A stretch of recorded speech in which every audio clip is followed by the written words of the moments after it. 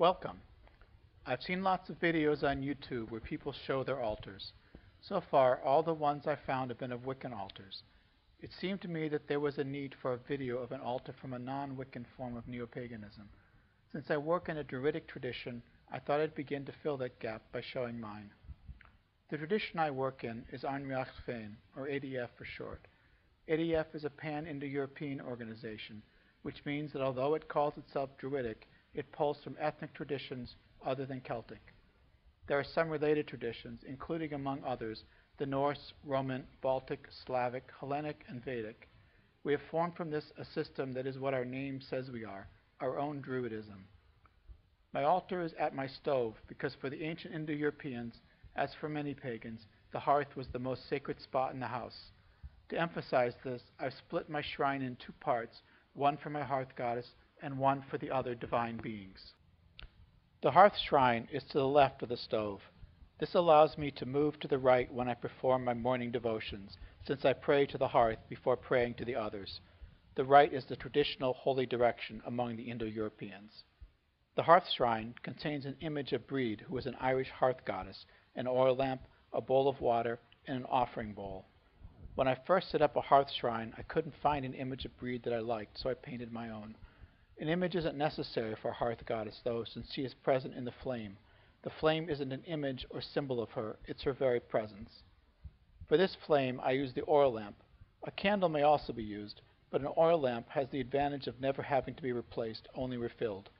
In ancient times, there was always a fire on the hearth, and this is my way of reflecting that continuity. The Indo-European tradition requires that whenever possible, fire and water be present during rituals. I use the water to purify myself at the beginning of my devotions. The silver bowl is for offerings. I offer some of the milk from each carton I use, letting it stay there for a day before passing it on to the land spirits outside. I really like silver and glass for my ritual gear, and since a bowl in this shape is called a Paul Revere bowl, it appeals to the New Englander in me. This is my main shrine, which is to the right of my stovetop. I based it on a version of the ADF system. Most ADFers have representations of the parts of our cosmology, namely the tree, the fire, and the well. I decided instead to organize my shrine around what we call the kindreds, who are the deities, the ancestors, and the nature spirits. In the center of the shrine is an oil lamp. This is the fire the Indo-European worship requires. When I do my devotions, I light it from the Breed's lamp, just as in ancient times altars were usually lit from the hearth.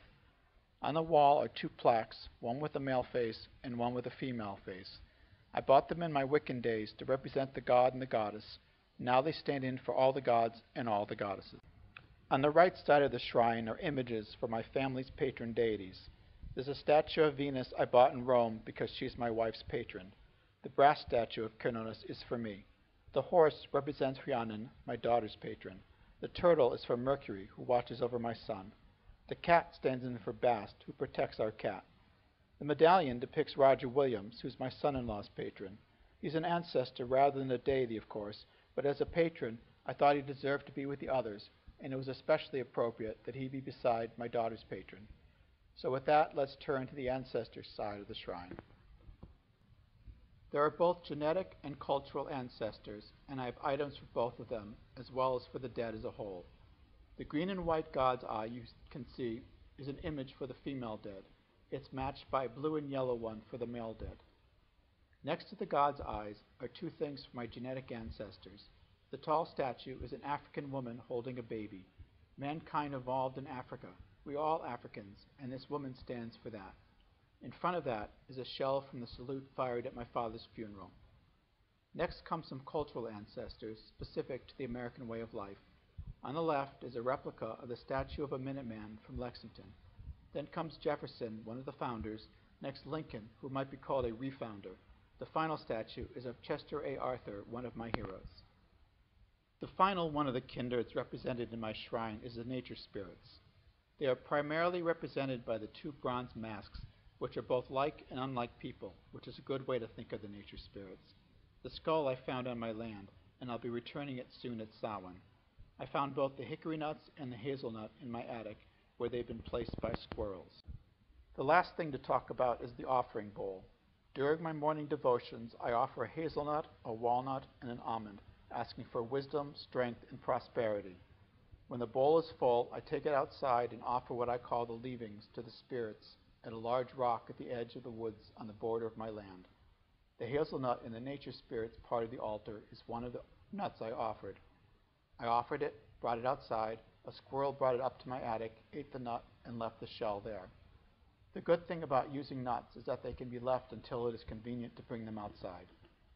So that's my shrine. Even when I do nothing with it, it provides a spiritual force which enlivens my home. When I do my devotions regularly, I become more and more in line with the sacred that is present there.